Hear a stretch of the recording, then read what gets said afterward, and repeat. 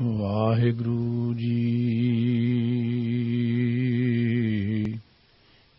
ਇਕ ਓੰਕਾਰ ਸਤਿਨਾਮ ਕਰਤਾ ਪੁਰਖ ਨਿਰਭਉ ਨਿਰਵੈਰ ਅਕਾਲ ਮੂਰਤ ਅਜੂਨੀ ਸੈਭੰ ਗੁਰ ਪ੍ਰਸਾਦ ਜਪ। ਆਦ ਸਚ ਜੁਗਾਦ ਸਚ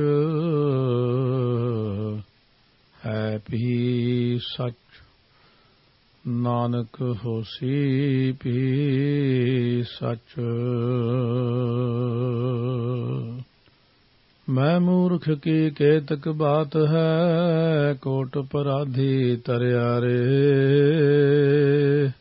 ਗੁਰ ਨਾਨਕ ਜਿਨ ਸੁਣਿਆ ਪੇਖਿਆ ਸੇ ਫਿਰ ਗਰਭਾਸ ਨ ਭਰਿਆ ਰੇ। ਸੱਜਣ ਸੱਚਾ ਪਾਤਸ਼ਾਹ ਸਿਰ ਸ਼ਾਹਾਂ ਦੈ ਸਾਹ ਜਿਸ ਪਾਸ ਬੈਠਿਆ ਸੋਹੀਐ ਸਭਨਾ ਦਾ ਵੇਸਾਹ। ਵਾਹਿਗੁਰੂ ਜੀ। ਮੈਣ ਕੇ ਦੰਤ ਕਿਉ ਖਾਈਐ ਸਾਰ ਜਿਤ ਗਰਭ ਜਾਏ ਸੋ ਕਵਣ ਆਹਾਰ। ਹਿਵੈ ਕਾ ਘਰ ਮੰਦਰ ਅਗਨ ਪਿਰਾਹਨ ਕਵਨ ਗੁਫਾ ਜਿਤ ਰਹੈ ਅਵਾਹਨ। ਇਤ ਉਤ ਕਿਸ ਕਉ ਜਾਣ ਸਮਾਵੈ ਕਵਨ ਧਿਆਨ ਮਨ ਮਨਹਿ ਸਮਾਵੈ। ਮੈਣ ਕੇ ਦੰਤ ਕਿਉ ਖਾਈਐ ਸਾਰ। ਵਾਹਿਗੁਰੂ ਜੀ ਕਾ ਖਾਲਸਾ ਵਾਹਿਗੁਰੂ ਜੀ ਕੀ ਫਤਿਹ। ਗੁਰੂ ਗਰੀਬ ਨਿਵਾਜ ਅੰਤਰਜਾਮੀ ਭਗਤ ਵਛਲ ਕਿਰਪਾ ਦੇ ਖਜ਼ਾਨੇ ਧੰਨ ਧੰਨ ਸਾਹਿਬ ਸ੍ਰੀ ਗੁਰੂ ਗ੍ਰੰਥ ਸਾਹਿਬ ਮਹਾਰਾਜ ਦੀ ਪਾਵਨ ਪਵਿੱਤਰ ਸਾਜੀ ਨਵਾਜੀ ਗੁਰੂ ਰੂਪ ਗੁਰੂ ਖਾਲਸਾ ਸਾਧ ਸੰਗਤ ਜੀ। 943 ਅੰਗ ਤੇ ਚੱਲ ਰਹੀ ਲੜੀਵਾਰ ਕਥਾ ਦੇ ਵਿੱਚ 45ਵਾਂ ਉਪਦੇਸ਼ ਪੌੜੀ ਦੇ ਰੂਪ ਵਿੱਚ ਬਖਸ਼ਿਸ਼ ਕੀਤਾ ਗੁਰੂ ਸਾਹਿਬ ਜੀ ਨੇ। ਸਿੱਧਾਂ ਨੇ ਪ੍ਰਸ਼ਨ ਕੀਤੇ ਨੇ ਜਿਹੜੇ ਉਹਨਾਂ ਦੇ ਜਵਾਬ ਦੇ ਰਹੇ ਨੇ। ਹੁਣ ਪ੍ਰਸ਼ਨ ਹੈ ਅੱਗੇ, ਮੈਣ ਕੇ ਦੰਤ ਕਿਉਂ ਖਾਈਐ ਸਾਰ। ਮੈਣ ਕਹਿੰਦੇ ਹਨ ਮੋਮ ਨੂੰ। ਮੋਮ ਦੇ ਦੰਦਾਂ ਨਾਲ ਸਾਰ ਹੁੰਦਾ ਲੋਹਾ। ਲੋਹਾ ਕਿਵੇਂ ਖਾਧਾ ਜਾਵੇ? ਇਹ ਬੜਾ ਗੁੰਝਲਦਾਰ ਪ੍ਰਸ਼ਨ ਹੈ। ਇਹਦੇ 'ਚ ਦੇਖਣਾ ਚਾਹੁੰਦੇ ਨੇ ਸਤਿਗੁਰੂ ਮਹਾਰਾਜ ਇਸ ਡੂੰਘਾਈ ਵਾਲੇ ਭਾਵ ਨੂੰ ਪਕੜ ਕੇ ਫਿਰ ਉਹਦਾ ਜਵਾਬ ਦਿੰਦੇ ਹਨ ਕਿ ਨਹੀਂ। ਜਿਤ ਗਰਭ ਜਾਏ ਸੋ ਕਵਣ ਆਹਾਰ। ਸੋ ਸਤਿਗੁਰੂ ਮਹਾਰਾਜ ਸੱਚੇ ਪਾਤਸ਼ਾਹ ਨੂੰ ਦੂਸਰਾ ਪ੍ਰਸ਼ਨ ਜਿਹੜਾ ਕੀਤਾ ਇਹਦੇ 'ਚ ਖਾਸ ਹੈ ਆੜੇ ਨੂੰ ਕੰਨਾ ਜਿਹੜਾ ਆ। ਨਹੀਂ ਤਾਂ ਕਹਿਣ ਵਾਲੇ ਪਾਠੀ ਕਹਿ ਸਕਦੇ ਜਿਤ ਗਰਭ ਜਾਏ ਸੋ ਕਵਣ ਆਹਾਰ। ਨਹੀਂ, ਜਿਤ ਗਰਭ ਜਾਏ ਸੋ ਕਵਣ ਆਹਾਰ। ਆਹਾਰ ਕਿਉਂਕਿ ਇਹ ਜਿਹੜਾ ਮੈਣ ਕੇ ਦੰਤ ਦੇ ਨਾਲ ਸਾਰ ਰੂਪ ਲੋਹਾ ਖਾਣਾ ਅਸਲ ਵਿੱਚ ਚੀਜ਼ ਕੀ ਹੈ? ਜੀਵ ਆਤਮਾ ਮੋਮ ਵਾਂਗ ਨਰਮ ਬਹੁਤ ਹੀ ਕੋਮਲ ਹੈ। ਜਦੋਂ ਕਿ ਕਾਮ ਕ੍ਰੋਧ ਲੋਭ ਮੋਹ ਹੰਕਾਰ ਇਹ ਵਿਕਾਰ ਲੋਹੇ ਵਾਂਗ ਕਰੜੇ ਨੇ।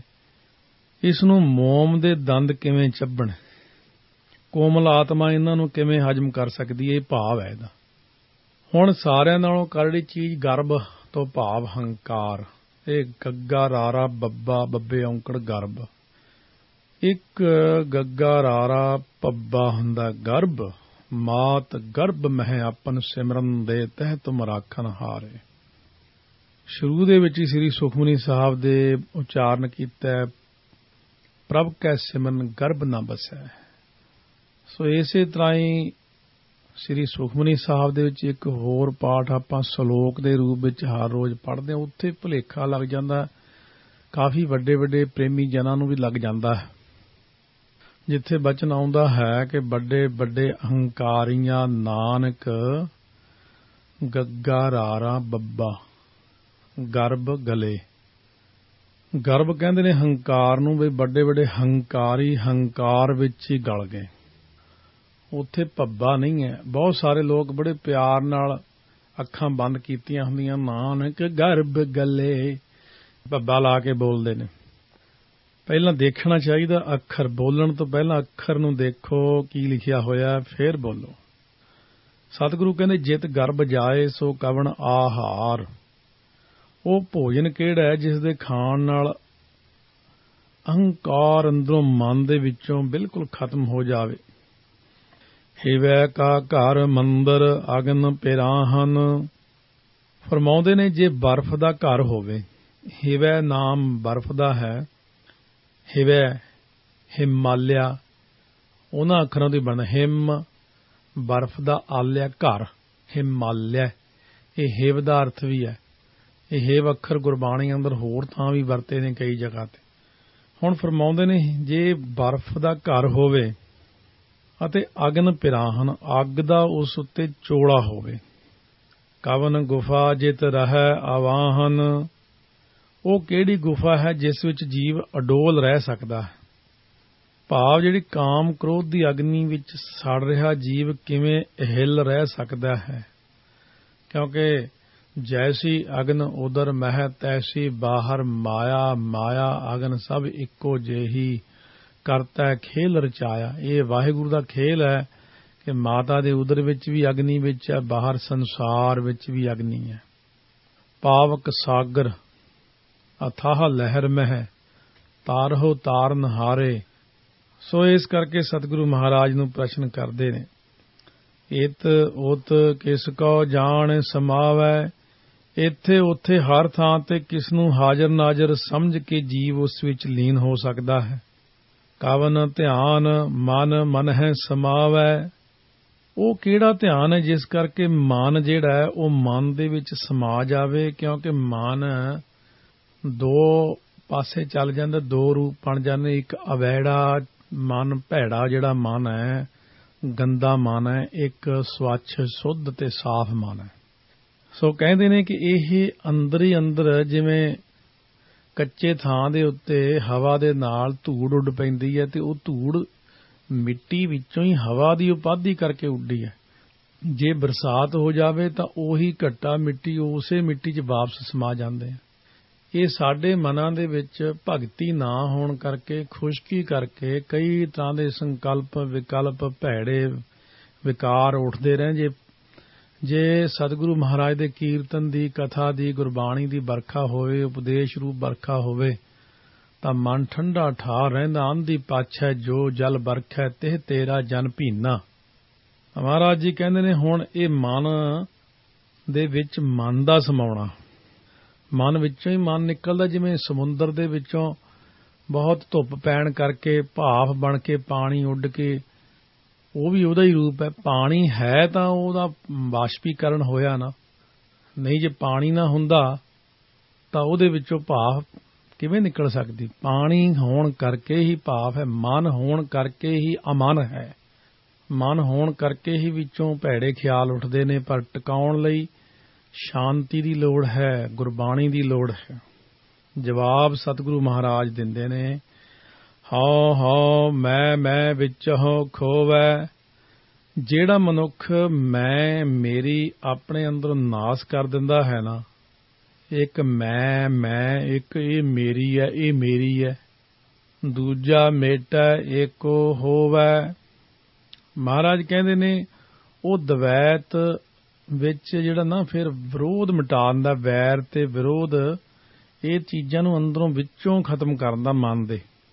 ਸਭ ਨਾਲ ਇੱਕੋ ਜਿਹਾ ਵਰਤਾਵਾ ਵਰਤਦਾ ਹੈ ਮਨੁੱਖ ਦਾ, ਇੱਕੋ ਜਿਹਾ ਵਰਤਾਓ ਹਰੇਕ ਨਾਲ ਕਰਨਾ, ਕਿਉਂਕਿ ਮੈਂ ਵਿੱਚੋਂ ਖਤਮ ਕਰਨੀ। ਮੈਂ ਤੇ ਮੇਰੀ ਤੇ ਦੁਵੈਸ਼ ਭਾਵ ਮੇਟ ਕੇ ਸਭ ਨੂੰ ਇੱਕੋ ਜਾਣਨਾ। ਪਹਿਲਾਂ ਦੂਜੇ ਨੂੰ ਪਾਣੀ ਪਿਆਓ, ਦੂਜੇ ਨੂੰ ਪਹਿਲਾਂ ਰੋਟੀ ਖਵਾਓ, ਪਹਿਲਾਂ ਦੂਜੇ ਦਾ ਸੁੱਖ ਸੋਚੋ, ਕਿਉਂਕਿ ਇਹ ਕੁਦਰਤੀ ਹੋਈ ਗੱਲ ਹੋ ਜਾਣੀ। ਜਿਵੇਂ ਆਪਾਂ ਇੱਕ ਬੰਦਾ ਸਾਨੂੰ ਚਾਹੁੰਦਾ ਕਿ ਮੈਂ ਇਹਨੂੰ ਸੁੱਖ ਦੇਵਾਂ ਅਤੇ ਅਸੀਂ ਵੀ ਚਾਹੁੰਦੇ ਕਿ ਮੈਂ ਇਹਨੂੰ ਸੁੱਖ ਦੇਵਾਂ, ਫਿਰ ਇਹ ਡਬਲ ਸੁੱਖ ਹੋ ਗਿਆ। ਦੋਨੋਂ ਇੱਕ ਦੂਜੇ ਨੂੰ ਸੁੱਖ ਦੇਣਾ ਚਾਹੁੰਦੇ ਤੇ ਜ਼ਿੰਦਗੀ ਸੁਖੀ ਹੋ ਜਾਂਦੀ। ਇੱਕ ਕਹਿੰਦਾ ਮੈਂ ਇਹਨੂੰ ਦੁੱਖ ਦੇਣਾ, ਉਹ ਵੀ ਅੰਦਰੋਂ ਸੋਚੀ ਜਾਂਦਾ ਮੈਂ ਇਹਨੂੰ ਦੁੱਖ ਦੇਣਾ, ਉਹ ਜ਼ਿਆਦਾ ਦੁੱਖ ਹੋ ਗਿਆ ਖੜਾ।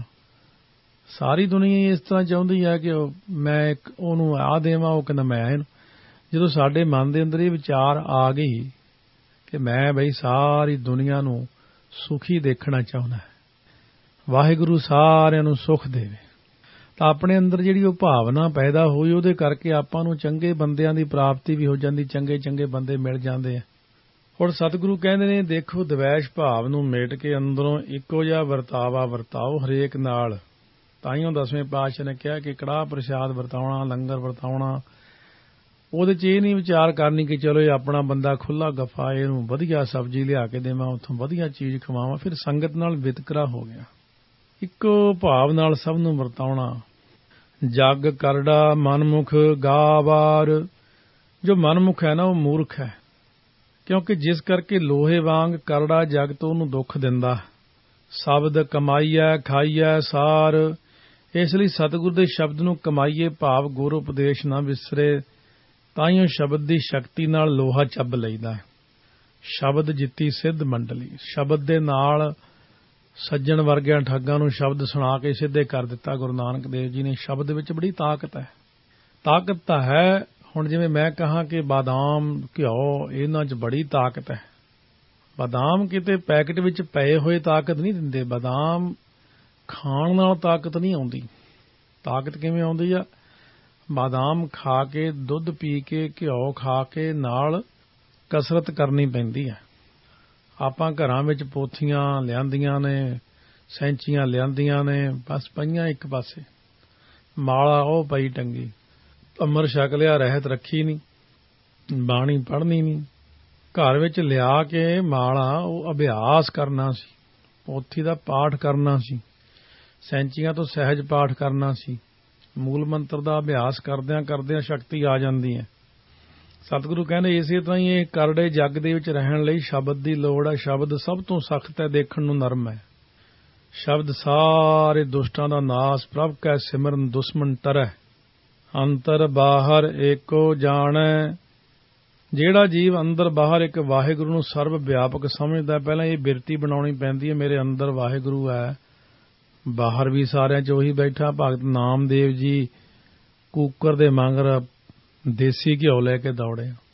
ਉਹਨਾਂ ਜ਼ਮਾਨਿਆਂ 'ਚ ਦੂਜਾ ਹੁੰਦਾ ਹੀ ਨਹੀਂ ਸੀ, ਇਸ ਕਰਕੇ ਤੋਂ ਘਿਓ ਲੈ ਕੇ ਦੌੜੇ ਤਾਂ ਕਹਿਣ ਲੱਗੇ, ਹੇ ਪਰਮਾਤਮਾ, ਰੋਟੀ ਨੂੰ ਘਿਓ ਲਾ ਲਓ। ਰੁੱਖੀ ਕਿਉਂ ਖਾਂਦੇ ਹੋ? ਕਿਉਂਕਿ ਉਹ ਸਾਰਿਆਂ ਵਿੱਚ ਇੱਕ ਰੂਪ ਦੇਖਣ ਲੱਗ ਪਏ। ਭਾਈ ਕਨ੍ਹਈਆ ਜੀ ਸਾਰਿਆਂ ਨੂੰ ਹੀ ਪਾਣੀ ਪਿਆਉਂਦੇ ਨੇ। ਨਾਨਕ ਅਗਨ ਮਰੈ ਸਤਿਗੁਰ ਕੈ ਭਾਣੈ। ਹੁਣ ਧੰਨ ਗੁਰੂ ਨਾਨਕ ਦੇਵ ਜੀ ਫਰਮਾਉਂਦੇ ਕਿ ਉਹ ਤ੍ਰਿਸ਼ਨਾ ਰੂਪੀ ਜਿਹੜੀ ਦੁੱਖਦਾਈ ਅੱਗ ਹੈ ਨਾ, ਇਹ ਜੀਵ ਨੂੰ ਪਰੇਸ਼ਾਨ ਕਰਦੀ, ਬਹੁਤ ਪਰੇ, ਹੋਰ ਬਹੁਤ ਜ਼ਿਆਦਾ ਜੋੜ ਲਵਾਂ। ਸਹਿਸ ਖੱਟੇ ਲੱਕ ਉਠ ਧਾਵੈ, ਤ੍ਰਿਪਤ ਨਾ ਆਵੈ, ਮਾਇਆ ਪਾਛੈ ਪਾਵੈ, ਅਨਕ ਭੋਗ ਵਿਖਿਆ ਕੇ ਕਰੈ, ਨਹਿ ਤ੍ਰਿਪਤ ਆਵੈ, ਖਪ ਖਪ ਮਰੈ। ਸਤਿਗੁਰੂ ਕਹਿੰਦੇ ਹੁਣ ਸਤਿਗੁਰੂ ਦੀ ਰਜਾ ਵਿੱਚ ਚੱਲਣ ਨਾਲ ਇਹ ਜਿਹੜੀ ਤ੍ਰਿਸ਼ਨਾ ਰੂਪੀ ਦੁੱਖਦਾਈ ਅੱਗ ਹੈ ਨਾ, ਇਹ ਖਤਮ ਹੋ ਜਾਂਦੀ ਹੈ। ਰਜਾ ਵਿੱਚ ਰਹਿਣਾ ਪੈਂਦਾ। ਸੱਚ ਭੈ ਰਾਤਾ ਗਰਭ ਨਿਵਾਰੈ। ਜਿਹੜਾ ਜੀਵ ਸੱਚੇ ਵਾਹਿਗੁਰੂ ਦੇ ਡਰ ਵਿੱਚ ਰੰਗਿਆ ਹੋਇਆ ਨਾ, ਉਹ ਆਪਣੇ ਅੰਦਰੋਂ ਹੰਕਾਰ ਨੂੰ ਦੂਰ ਕਰ ਦਿੰਦਾ। ਕਿਉਂਕਿ ਰੰਗ ਰਤੜਿਆਂ ਵਿੱਚ ਹੰਕਾਰ ਨਹੀਂ ਰਹਿੰਦਾ, ਉਹ ਸਾਰਾ ਵਾਹਿਗੁਰੂ ਤੇ ਛੱਡਦੇ ਨੇ ਕਿ ਕਰਨ ਕਾਰਨ ਪ੍ਰਭ ਏਕ ਹੈ, ਦੂਸਰ ਨਾਹੀ ਕੋਏ, ਨਾਨਕ ਤਿਸ ਬਲਿਹਾਰਨੈ, ਜਲ ਥਲ ਮਈਅਲ ਸੋਏ। ਕਿਉਂਕਿ ਮੈਂ ਕੁਝ ਵੀ ਨਹੀਂ ਕਰਦਾ, ਨਾ ਮੈਂ ਕੁਝ ਪਿੱਛੇ ਕੀਤਾ, ਨਾ ਮੈਂ ਕੁਝ ਅੱਗੇ ਨੂੰ ਕਰਨ ਵਾਲਾ, ਸਾਰਾ ਕੁਝ ਵਾਹਿਗੁਰੂ ਹੀ ਕਰਦੇ ਨੇ, ਜਾਂ ਉਹਨਾਂ ਦੀ ਇੱਕ ਬਿਰਤੀ ਬਣ ਜਾਂਦੀ ਹੈ। ਪਰ ਚੰਗੇ ਕੰਮ ਲਈ ਜਦੋਂ ਮਾੜੇ ਕਰਮ ਕਰਨ ਵਾਲੇ ਇਹ ਗੱਲ ਤਾਂ ਕਹਿ ਦਿੰਦੇ ਕਿ ਵਾਹਿਗੁਰੂ ਨੇ ਕਰਾਇਆ, ਵਾਹਿਗੁਰੂ ਹੀ ਇਉਂ ਕਰਾਉਂਦਾ, ਦੇਖੋ ਬਾਣੀ 'ਚ ਲਿਖਿਆ, ਪਰ ਇਹ ਸਿਧਾਂਤਕ ਤੌਰ ਤੇ ਗੱਲ ਗਲਤ ਹੋ ਜਾਂਦੀ ਹੈ। ਭਗਤੀ ਕਰਦਿਆਂ ਹੋਇਆਂ ਨਿਮਰਤਾ ਦਾ ਜਨਾਇਕ ਹੈ ਕਿ ਵਾਹਿਗੁਰੂ ਨੇ ਮੈਥੋਂ ਇਹ ਸੇਵਾ ਕਰਵਾਈ। ਜਿਵੇਂ ਸ੍ਰੀ ਹਰਿਮੰਦਰ ਸਾਹਿਬ ਦੇ ਦਰਸ਼ਨੀ ਡਿਊਟੀ ਤੋਂ ਅੰਦਰ ਜਾ ਕੇ ਜਦੋਂ ਅੰਦਰ ਪ੍ਰਵੇਸ਼ ਕਰਨ ਤੋਂ ਪਹਿਲਾਂ ਉੱਪਰ ਸੋਨੇ ਦੇ ਪੱਤਰੇ ਤੇ ਲਿਖਿਆ, ਟਹਿਲ ਕਰਵਾਈ ਦਾਸ ਰਣਜੀਤ ਸਿੰਘ ਪਾਸੋਂ। ਕਰਵਾਈ ਆ ਉਹਨੇ, ਮੈਂ ਕੁਝ ਕਰਨ ਜੋਗਾ ਨਹੀਂ ਸੀ। ਤਾਂ ਤੇ ਸਤਿਗੁਰੂ ਮਹਾਰਾਜ ਸੱਚੇ ਪਾਤਸ਼ਾਹ ਬਚਨ ਕਰਦੇ ਨੇ, ਸੱਚ ਭੈ ਰਾਤਾ ਗਰਭ ਨਿਵਾਰੈ। ਆਪਣੇ ਮਨ ਦੇ ਅੰਦਰੋਂ ਨਾ ਸੱਚ ਦੇ ਰੰਗ ਵਿੱਚ ਰੰਗਿਆ ਹੋਇਆ ਜਿਹੜਾ ਜੀਵ ਹੈ, ਕਿਉਂਕਿ ਉਹ ਵਾਹਿਗੁਰੂ ਦੇ ਡਰ ਵਿੱਚ ਹੋ ਜਾਂਦਾ ਹੈ। ਵਾਹਿਗੁਰੂ ਦੇ ਡਰ ਵਿੱਚ ਰਤਿਆ ਹੋਇਆ ਜੀਵ ਜਿਹੜਾ ਹੈ ਨਾ, ਉਹ ਫਿਰ ਆਪਣੇ ਮਨ ਦੇ ਅੰਦਰੋਂ ਡਰ ਕਰਕੇ ਹੰਕਾਰ ਦੂਰ ਕਰਦਾ। ਸੱਚਾ ਡਰ। ਇੱਕ ਤਾਂ ਡਰ ਹੁੰਦਾ ਕਿਸੇ ਹੋਰ ਦਾ ਬਾਹਰੋਂ, ਇੱਕ ਹੁੰਦਾ ਆਪਣੇ ਪਿਤਾ ਜੀ ਦਾ ਡਰ, ਮਾਤਾ ਪਿਤਾ ਤੋਂ ਭੈ ਸੰਯੁਕਤ ਰਹਿਣਾ। ਉਸ ਤਰ੍ਹਾਂ ਦਾ ਡਰ ਸਤਿਗੁਰੂ ਦਾ ਮਾਤਾ ਪਿਤਾ ਜਾਣ ਕੇ, ਮੇਰੇ ਪਿਤਾ ਗੁਰੂ ਗੋਬਿੰਦ ਸਿੰਘ ਜੀ ਕੀ ਕਹਿਣਗੇ, ਮਾਤਾ ਜੀ ਕੀ ਕਹਿਣਗੇ, ਸਾਹਿਬ ਕੌਰ ਜੀ ਵੀ ਪੁੱਤਰ ਤੂੰ ਇੰਨੀਆਂ ਗਲਤੀਆਂ ਕਰਦਾ, ਤੂੰ ਸਾਡਾ ਬੇਟਾ ਹੋ ਕੇ। ਇਉਂ ਮਨ ਦੇ ਅੰਦਰ ਫਿਰ ਸਤਿਗੁਰੂ ਦਾ ਡਰ ਰੱਖ ਕੇ ਨਾ ਆਪਣੇ ਮਨ ਦੇ ਅੰਦਰੋਂ ਹੰਕਾਰ ਨੂੰ ਦੂਰ ਕਰਦਾ ਵੀ ਜਿਵੇਂ ਹੰਕਾਰ ਬੜਿਆਂ ਨੇ ਕੀਤਾ ਪਰ ਉਹਨਾਂ ਨੂੰ ਸਜ਼ਾ ਮਿਲ ਜਾਂਦੀ ਨਾਲ ਹੀ। ਸ਼ਬਦ ਵਸੈ ਸੱਚ ਅੰਤਰ ਹੀਆ। ਉਸਨੇ ਇੱਕ ਪ੍ਰਭੂ ਨੂੰ ਵਿਆਪਕ ਜਾਣਿਆ ਅਤੇ ਉਹ ਕੇਵਲ ਗੁਰੂ ਦੇ ਸ਼ਬਦ ਨੂੰ ਹੀ ਵਿਚਾਰਦਾ ਹੈ, ਕਿਉਂਕਿ ਇਹ ਬਚਨ ਕਰਦੇ ਨੇ ਏਕੋ ਜਾਤਾ ਸ਼ਬਦ ਵਿਚਾਰੈ। ਏਕੋ ਜਾਤਾ, ਉਹਨੇ ਇੱਕ ਜਾਣ ਲਿਆ ਤੇ ਸ਼ਬਦ ਦੀ ਉਹ ਵਿਚਾਰ ਕਰਦਾ ਹੈ। ਸ਼ਬਦ ਵਸੈ ਸੱਚ ਅੰਤਰ ਹੀ ਆ। ਜਦੋਂ ਗੁਰੂ ਦਾ ਸ਼ਬਦ ਵਸਦਾ ਨਾ, ਉਦੋਂ ਸੱਚ ਰੂਪ ਵਾਹਿਗੁਰੂ ਦੇ ਹਿਰਦੇ 'ਚ ਆ ਵਸਦਾ ਕਿ ਸ਼ਬਦ ਹੀ ਬ੍ਰਹਮ ਹੈ। ਇਹ ਜਾਣਨ ਦੀ ਲੋੜ ਆਪਾਂ ਨੂੰ ਕਿ ਵਾਹਿਗੁਰੂ ਵਾਹਿਗੁਰੂ ਵਾਹਿਗੁਰੂ ਕਰਦਿਆਂ ਕਰਦਿਆਂ ਵਾਹਿਗੁਰੂ ਦੀ ਪ੍ਰਾਪਤੀ ਹੋ ਜਾਂਦੀ ਹੈ।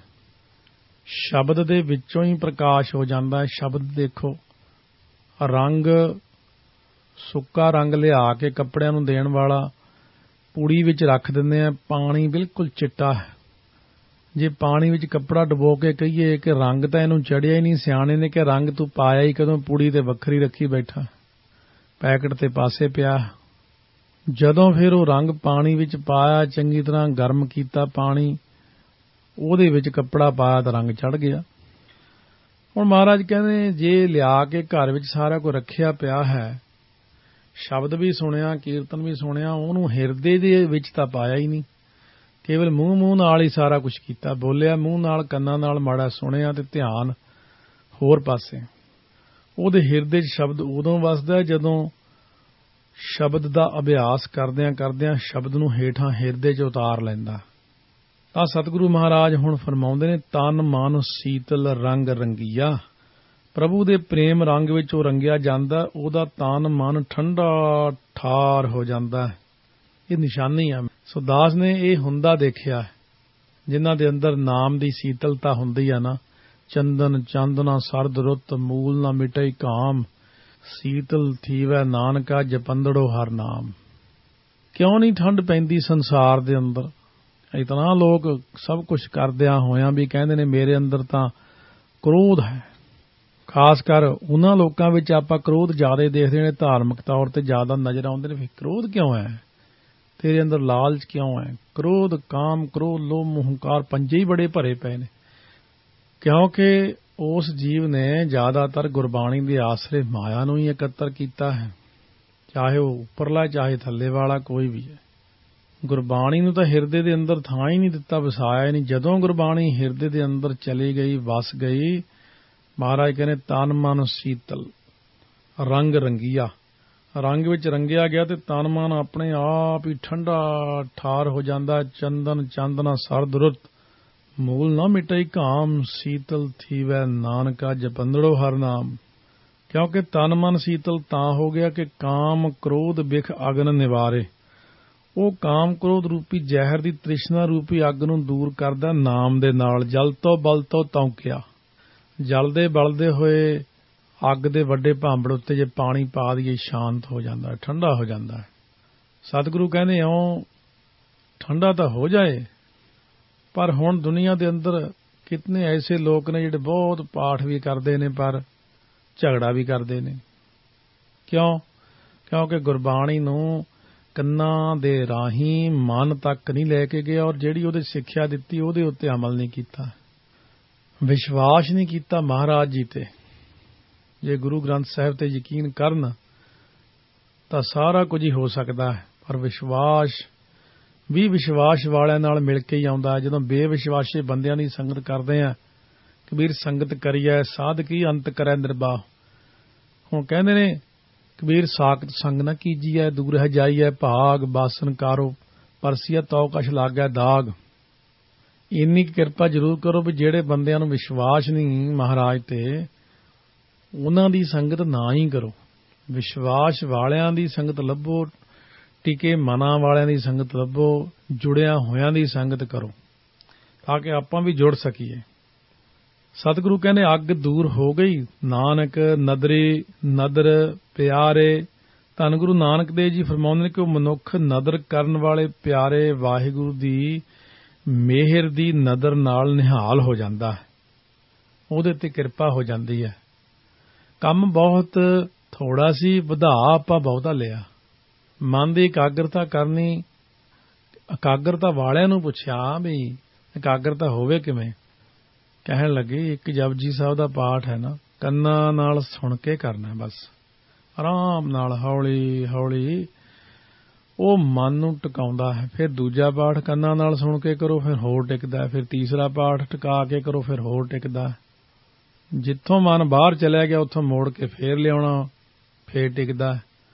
ਸੋ ਕਹਿਣ ਦਾ ਭਾਵ ਹੈ ਕਿ ਰੋਜ਼ 5 ਬਾਣੀਆਂ ਪੜ੍ਹ ਲਈਆਂ, ਹਾਂ ਜੀ, ਨਿਤਨੇਮ ਕਰ ਲਿਆ, ਆਹ ਪੜ੍ਹ ਲਿਆ, ਪੜ੍ਹ ਪੜ੍ਹ ਗੱਡੀ ਲੱਦੀ ਹੈ, ਪੜ੍ਹ ਪੜ੍ਹ ਭਰੀਆ ਸਾਥ, ਪੜ੍ਹ ਪੜ੍ਹ ਬੇੜੀ ਪਾਈ ਹੈ, ਪੜ੍ਹ ਪੜ੍ਹ ਗੱਡੀਆ ਖਾਦ। ਜਿਹੜਾ 500 ਸਾਲ ਪਹਿਲਾਂ ਗੁਰੂ ਨਾਨਕ ਦੇਵ ਨੇ ਪੰਡਤ ਨੂੰ ਉਪਦੇਸ਼ ਕੀਤਾ, ਅਫਸੋਸ ਦੀ ਗੱਲ ਹੈ ਉਹ ਆਪਾਂ ਨੂੰ ਹੁਣ ਆਪਣੇ ਨੂੰ ਹੀ ਕਰਨਾ ਪੈਂਦਾ। ਭਾਈ ਤੂੰ ਵੀ ਗੱਡੀ ਲੱਦੀ ਜਾਣਾ ਪੜ੍ਹ ਪੜ੍ਹ ਕੇ, ਸ਼ਾਂਤੀ ਨਹੀਂ ਆਈ ਮਨ ਨੂੰ। ਸਤਿਗੁਰੂ ਮਹਾਰਾਜ ਕਹਿੰਦੇ ਨੇ ਇਸ ਕਰਕੇ ਜਿਹੜੀ ਹੈ ਨਾ ਇਹ ਪੌੜੀ ਆਪਾਂ ਨੂੰ ਬਖਸ਼ਿਸ਼ ਕੀਤੀ ਹੈ। ਹੁਣ ਇਹ 45ਵੀਂ ਪੌੜੀ ਤੋਂ ਅਸਲ 3 ਪੌੜੀਆਂ ਦਾ ਉਪਦੇਸ਼ ਸਾਂਝਾ ਹੀ ਸਤਿਗੁਰੂ ਮਹਾਰਾਜ ਨੇ ਕੀਤਾ ਕਿ ਹੁਣ ਸਿੱਧਾ ਨੇ ਕਿਹਾ ਬਾਲਕ ਤੂੰ ਯੋਗ ਦੀ ਕੋਈ ਸਾਧਨਾ ਨਹੀਂ ਕੀਤੀ ਤੇ ਨਾ ਹੀ ਕੋਈ ਜਪ ਤਪ ਕੀਤਾ, ਇਸ ਲਈ ਤੇਰੇ ਦੰਦ ਮੋਮ ਵਰਗੇ ਨੇ। ਇਹਨਾਂ ਦੰਦਾਂ ਨਾਲ ਸਾਰ ਕਿਵੇਂ ਖਾਧਾ ਜਾ ਸਕਦਾ? ਇਹ ਆਹਾਰ ਕਿਹੜਾ ਜਿਸ ਨਾਲ ਹੰਕਾਰ ਮਿਟ ਜਾਵੇ? ਸੋ ਇਹਦਾ ਉੱਤਰ ਸਤਿਗੁਰੂ ਨੇ ਫਰਮਾਇਆ ਕਿ ਆਤਮਿਕ ਨਿਰਬਲਤਾ ਨਾਲ ਬਰਫ਼ ਦੇ ਘਰ ਵਿੱਚ ਹੰਕਾਰ ਖਤਮ ਨਹੀਂ ਹੋ ਸਕਦਾ। ਅਗਨੀ ਦਾ ਜਿਹੜਾ ਪਹਿਰਾਵਾ ਹੈ ਨਾ, ਤਾਮਸੀ ਕਿਵੇਂ ਰਹਿ ਸਕਦਾ? ਪਿਰਾਹਨ ਤੋਂ ਭਾਵ ਪਹਿਰਾਵਾ ਜਿਹੜਾ ਹੁੰਦਾ, ਭਾਵ ਜਿਵੇਂ ਬਰਫ਼ ਨੂੰ ਅੱਗ ਗਾਲਦੀ ਹੈ ਨਾ, ਤਿਵੇਂ ਇਹ ਜਿਹੜਾ ਸੁਭਾਅ ਸਰੀਰ ਨੂੰ ਗਾਲਦਾ। ਕਾਮ ਕ੍ਰੋਧ ਕਾਇਆ ਕਉ ਗਲ ਹੈ, ਜਿਉ ਕੰਚਨ ਸੁਹਾਗਾ ਢਲ ਹੈ। ਸੋ ਇਸ ਤੋਂ ਅਗਲਾ ਪ੍ਰਸ਼ਨ ਜਿਹੜਾ ਸੀ ਉਹ ਗੁਫਾ ਬਾਰੇ ਜਿਵੇਂ ਕੀਤਾ, ਉਹਦਾ ਉੱਤਰ ਇਉਂ ਬਖਸ਼ਿਸ਼ ਕੀਤਾ ਸੀ ਨਾ ਮਹਾਰਾਜ ਨੇ, ਉਹ ਗੁਫਾ ਕਿਹੜੀ ਆ ਜਿੱਥੇ ਮਨ ਪ੍ਰਾਣਾਂ ਦੀ ਸਵਾਰੀ ਛੱਡ ਕੇ ਸਥਿਤ ਹੁੰਦਾ ਹੈ? ਉਹ ਧਿਆਨ ਕਿਹੜਾ ਜਿਸ ਨਾਲ ਮਨ ਦੀ ਮਨੌਤ ਮਨ ਵਿੱਚ ਹੀ ਮੁੱਕ ਜਾਂਦੀ ਹੈ? ਸੋ ਮਹਾਰਾਜ ਨੇ ਕੀ ਕਿਹਾ ਬਚਨ, ਗੁਰ ਕੇ ਸ਼ਬਦ ਇਹ ਗੁਫਾ ਵਿਚਾਰੇ। ਅਤੇ ਧਿਆਨ ਦੀ ਸੋਝੀ ਗੁਰੂ ਦਾ ਗਿਆਨ ਮਨ ਵਿੱਚ ਆਉਣ ਨਾਲ ਹੋ ਜਾਂਦੀ ਹੈ। ਹੁਣ ਭਗਤ ਧੰਨਾ ਜੀ ਇਸ ਵਾਕ ਬਾਰੇ ਇਸ ਤਰ੍ਹਾਂ ਫਰਮਾਉਂਦੇ ਜਿਵੇਂ ਗਿਆਨ ਪ੍ਰਵੇਸ਼ ਗੁਰਹਿ ਧਨ ਦੀਆ, ਧਿਆਨ ਮਾਨ ਮਨ ਏਕ ਮਏ, ਪ੍ਰੇਮ ਭਗਤ ਮਾਨੀ ਸੁਖ ਜਾਣਿਆ, ਤ੍ਰਿਪਤ ਅਗਾਨੇ ਮੁਕਤ ਭਏ। ਇਹ ਭਗਤ ਧੰਨਾ ਜੀ ਦੇ ਬਚਨ ਨੇ ਗੁਰਬਾਣੀ 'ਚ 487 ਅੰਗ ਤੇ। ਮਨ ਵਿੱਚ ਪਦਾਰਥਾਂ ਦੀ ਪਕੜ ਹੋਣ ਕਰਕੇ ਦਵੈਤ ਤੇ ਈਰਖਾ ਦੀ ਅੱਗ ਹਰ ਵੇਲੇ ਬਲਦੀ ਰਹਿੰਦੀ ਹੈ। ਜੇ ਮਨੁੱਖ ਮੈਂ ਨੂੰ ਅੰਦਰੋਂ ਕੱਢ ਦੇਵੇ ਤਾਂ ਮਨ ਮੋਮ ਵਾਂਗੂ ਕੋਮਲ ਸੁਭਾਅ ਵਾਲਾ ਹੋ ਸਕਦਾ ਤੇ ਭਾਵ ਹੰਗਤਾ ਦੇ ਢਲਣ ਨਾਲ ਹੀ ਵਾਹਿਗੁਰੂ ਜੀ ਦੀ ਅਕਾਲ ਪੁਰਖ ਨਾਲ ਇੱਕਮਿਕ ਹੋ ਸਕੀਦਾ, ਉਹਦੀ ਕਿਰਪਾ ਪ੍ਰਾਪਤ ਕਰ ਸਕੀਦੀ ਹੈ। ਲੋਹੇ ਨੂੰ ਖਾਣਾ ਕੀ ਹੈ? ਜਗਤ ਲੋਹੇ ਸਮਾਨ ਕਰੜਾ। ਲੋਹਾ ਦਾ ਮਾਨੋ ਮਨਮੁਖਤਾ ਹੈ। ਹੁਣ ਸਤਿਗੁਰ ਦੇ ਸ਼ਬਦ ਦੀ ਵਿਚਾਰ ਨਾਲ ਮਨਮੁਖਤਾ ਨੂੰ ਖਾਧਾ ਜਾ ਸਕਦਾ, ਕਿਉਂਕਿ ਸ਼ਬਦ ਦੀ ਵਿਚਾਰ ਮਨਮੁਖਤਾ ਦੇ ਸੁਭਾਅ ਨੂੰ ਦੂਰ ਕਰਦੀ। ਕਥਾ ਸੁਣ ਸੁਣ ਕੇ ਇਹ ਦਾਸ ਦਾ ਪ੍ਰੈਕਟੀਕਲ ਹੈ ਵੀ ਇਹ ਜਦੋਂ ਕਦੀ ਕਥਾ ਸ਼ੁਰੂ ਕੀਤੀ ਹੈ ਬਸ ਇਹ ਇੱਕ ਚਮਤਕਾਰ ਹੀ ਹੁੰਦਾ ਦੇਖਿਆ ਸੰਸਾਰ ਭਰ 'ਚ, ਸਾਰਿਆਂ ਦੇਸ਼ਾਂ 'ਚ। ਇਹ ਸਤਿਗੁਰੂ ਜਾਣਦੇ ਨੇ ਕਿ ਉਹਨਾਂ ਨੇ ਕੀ ਕਲਾ ਵਰਤਾਈ ਹੈ। ਬਸ ਕਥਾ ਨੂੰ ਸੁਣਦਿਆਂ ਸੁਣਦਿਆਂ ਹੀ ਸੁਭਾਅ ਬੜਿਆਂ ਦੇ, ਸ਼ਰਾਬੀਆਂ ਕਬਾਬੀਆਂ ਦੇ, ਨਸ਼ਈਆਂ ਦੇ ਬਦਲ ਗਏ ਨੇ। ਕੇਸ ਰੱਖ ਲਏ ਨੇ, ਦਾੜੀ ਰੱਖ ਲਈ, ਅੰਮ੍ਰਿਤ ਛਕ ਲਿਆ, ਚੰਗੇ ਭਲੇ ਬਾਣੀ ਪੜ੍ਹਨ ਲੱਗ ਪਏ ਨੇ। ਕੀ ਸੀਗਾ? ਸ਼ਬਦ ਦੀ ਵਿਚਾਰ ਨਹੀਂ ਜੀਵਾਂ ਨੂੰ ਬਦਲ ਦਿੱਤਾ ਹੈ। ਕਿਉਂਕਿ ਸ਼ਬਦ ਨੂੰ ਕਮਾਉਣ ਨਾਲ ਸੱਚ ਦੀ ਪ੍ਰਾਪਤੀ ਹੁੰਦੀ ਹੈ। ਜਦੋਂ ਹਉਮੈ ਦਾ ਅਭਾਵ ਹੋ ਜਾਂਦਾ ਨਾ, ਮਨ ਪਰਮੇਸ਼ਰ ਦੇ ਧਿਆਨ ਵਿੱਚ ਜੁੜ ਜਾਂਦਾ, ਕਾਮ ਕ੍ਰੋਧ ਇਹ ਜਿਹੜੇ ਹਨ ਸਾਰੇ ਭਸਮ ਹੋ ਜਾਂਦੇ ਨੇ। ਫਿਰ ਹਾਲਤ ਕੈਸੀ ਹੈ ਕਿ ਜਲ ਤਰੰਗ ਜਿਉਂ ਜਲਹਿ ਸਮਾਇਆ, ਇਹ ਹਾਲਤ ਬਣ ਜਾਂਦੀ ਹੈ। ਹੁਣ ਜਿਹਦੇ ਹਿਰਦੇ 'ਚ ਸਤਿਗੁਰੂ ਦਾ ਸ਼ਬਦ ਵਸ ਜਾਂਦਾ ਉਹ ਸੀਤਲ ਹੋ ਜਾਂਦਾ ਹੈ, ਸ਼ਾਂਤ ਹੋ ਜਾਂਦਾ ਹੈ। ਕਿਉਂਕਿ ਜਦੋਂ ਵਾਹਿਗੁਰੂ ਮਹਾਰਾਜ ਅਕਾਲ ਪੁਰਖ ਜੀ ਮਿਹਰ ਦੀ ਨਜ਼ਰ ਕਰਦੇ ਆ ਨਾ ਤਾਂ ਜੀਵ ਨੂੰ ਆਤਮਿਕ ਸ਼ਾਂਤੀ ਪ੍ਰਾਪਤ ਹੁੰਦੀ ਹੈ। ਅਸਲ ਵਿੱਚ ਤਾਂ ਮਾਇਆ ਮੂਇਆ ਵਿੱਚ ਕੋਈ ਸ਼ਾਂਤੀ ਨਹੀਂ ਹੈ। ਇਹ ਜ਼ਰੂਰ ਪਹਿਲਾਂ ਮਨ ਦੇ ਅੰਦਰ ਤੜਫ ਲੱਗੀ ਹੁੰਦੀ, ਹਾਏ ਮੇਰੇ ਕੋਲ ਪੈਸੇ ਨਹੀਂ ਗੇ, ਸਾਡੇ ਕੋਲ ਮਕਾਨ ਨਹੀਂ ਗਾ, ਮਕਾਨ ਲੈ, ਕਾਰ ਲੈ, ਆਹ ਲੈ, ਬੈਲੈਂਸ, ਬੈਂਕ ਬੈਲੈਂਸ, ਭਾਵੇਂ ਹੀਰਿਆਂ ਦੇ ਹਾਰ ਪਾ। ਹੁਣ ਕੀ ਹੋ ਗਿਆ? ਔਲਾਦ ਨਹੀਂ ਠੀਕ ਹੈ, ਔਲਾਦ ਵੀ ਠੀਕ ਕਰ, ਹੋਰ ਕੀ ਚਾਹੀਦਾ? ਪਤਾ ਨਹੀਂ, ਕਹਿੰਦੇ ਉਹ ਗੱਲ ਜੀ ਬਣੀ ਨਹੀਂ ਜੋ ਸੋਚਦੇ ਸੀ। ਪਤਾ ਨਹੀਂ ਮਾਇਆ ਨਾਲ ਸਭ ਕੁਝ ਮਿਲ ਜਾਏ। ਹੁਣ ਬਿਮਾਰੀਆਂ ਨਹੀਂ ਖਹਿੜਾ ਛੱਡਦੀਆਂ। ਪਹਿਲਾਂ ਕਿਹਾ ਸੀ ਇਹ ਕੰਡਿਆਂ ਵਾਲਾ ਰਸਤਾ ਹੈ ਮਾਇਆ ਦਾ। ਸ਼ਾਂਤੀ ਨਾਮ ਵਿੱਚ ਆ, ਨਾਮ ਜਪਣ ਦੀ ਕੋਸ਼ਿਸ਼ ਨਹੀਂ ਕੀਤੀ। ਮਾਇਆ ਨਾਲ ਸ਼ਾਂਤੀ ਨੂੰ ਖਰੀਦਣ ਦਾ ਯਤਨ ਕੀਤਾ ਸੀ ਇਨਸਾਨ ਨੇ, ਪਰ ਮਾਇਆ ਨਾਲ ਨਾ ਸੁੱਖ ਨਾ ਸ਼ਾਂਤੀ, ਕੁਝ ਵੀ ਨਹੀਂ ਪ੍ਰਾਪਤ ਹੁੰਦਾ। ਗੁਰਬਾਣੀ ਦੀ ਫਿਰ ਕੀ ਲੋੜ ਸੀ? ਇਹਨੇ ਮਾਇਆ ਤੇ ਲੋਕਾਂ ਕੋਲ ਢੇਰ ਲੱਗੇ ਸੀ, ਫਿਰ ਗੁਰੂ ਨਾਨਕ ਸਾਹਿਬ ਨੂੰ ਆਉਣ ਦੀ ਕੀ ਲੋੜ ਸੀ? ਜੇ ਮਾਇਆ ਵਿੱਚ ਸੁੱਖ ਹੁੰਦਾ, ਰਾਵਣ ਦੀ ਲੰਕਾ ਸੋਨੇ ਦੀ, ਉਹ ਨਹੀਂ ਸੁਖੀ ਹੋਇਆ। ਵਿਚਾਰ ਕੇ ਦੇਖੋ, ਖਾਣੀਆਂ ਤਾਂ 2 ਰੋਟੀਆਂ ਹੁੰਦੀਆਂ, 4 ਕੱਪੜੇ ਹੁੰਦੇ ਨੇ, ਇੱਕ ਰਹਿਣ ਨੂੰ ਛੱਤ ਚਾਹੀਦੀ ਹੈ। ਚਲੋ ਚੰਗੀ ਬਣਾ ਲਓ ਛੱਤ, ਵਧੀਆ ਰੋਟੀ ਖਾ ਲਓ, ਚੰਗੇ ਕੱਪੜੇ ਪਾ ਲਓ, ਪਰ ਇਹ ਨਹੀਂ ਕਿ ਸਾਰਾ ਟਾਈਮ ਹੀ ਮਾਇਆ ਤੇ ਗਵਾਤਾ। ਹਾ ਹਾ ਹੂ ਹੂ ਕਰ ਛੱਡਿਆ, ਮਨੋਰੰਜਨ ਕਰ ਲਏ, ਨਾਚ ਗਾਣੇ ਕਰ ਲਏ ਤੇ ਮੁੜ ਕੇ ਸ਼ਾਂਤੀ ਲੱਭਦੇ ਆ। ਕਵਨ ਮੁਖ ਚੰਦ ਹਿਵੈ ਘਰ ਛਾਇਆ। ਕਹਿੰਦੇ ਨੇ ਕਿਹੜੇ ਸਾਧਨ ਦੇ ਨਾਲ ਚੰਦ ਹੈ ਜੋ ਬਰਫ਼ ਦਾ ਘਰ ਹੈ ਨਾ, ਆਪਣੀ ਸੀਤਲਤਾ ਦਾ ਪ੍ਰਭਾਵ ਪਾਈ ਰੱਖੇ। ਇਹਦੀ ਸੀਤਲਤਾ ਦਾ ਪ੍ਰਭਾਵ ਸਾਡੇ ਅੰਦਰ ਬਣਿਆ ਰਹੇ। ਕਵਨ ਮੁਖ ਸੂਰਜ ਤਪੈ ਤਪਾਇਆ। ਕਿਸ ਸਾਧਨ ਨਾਲ ਗਿਆਨ ਰੂਪੀ ਸੂਰਜ ਤਪਾਇਆ ਤਪਦਾ ਰਹੇ। ਕਵਨ ਮੁਖ ਕਾਲ ਜੋਹਤ ਨਿਤ ਰਹੈ। ਕਿਹੜਾ ਸਾਧਨ ਕਰੀਏ ਜਿਹਦੇ ਨਾਲ ਕਾਲ ਨਿਤ ਤੱਕਣ ਤੋਂ ਹਟ ਜਾਵੇ। ਮੌਤ ਸਾਨੂੰ ਰੋਜ਼ ਦੇਖਦੀ ਰਹਿੰਦੀ ਹੈ, ਦੇਖਦੇ ਤਾਂ ਹੀ ਡਰ ਬਣਿਆ ਰਹਿੰਦਾ, ਕਿਤੇ ਐਕਸੀਡੈਂਟ ਨਾ ਹੋ ਜਾਏ, ਕਿਤੇ ਐ ਨਾ ਹੋ ਜਾਏ, ਕਿਤੇ ਐ ਨਾ ਹੋ ਜਾਏ। ਹਰ ਵਕਤ ਮਨ ਦੇ ਅੰਦਰ ਡਰ ਬਣਿਆ ਹੀ ਰਹਿੰਦਾ ਹੈ। ਮੌਤ ਕਿਉਂਕਿ ਦੇਖਦੀ ਰਹਿੰਦੀ ਹਮੇਸ਼ਾ ਸਾਨੂੰ। ਕਵਨ ਬੁੱਧ ਗੁਰਮੁਖ ਪਤ ਰਹੈ।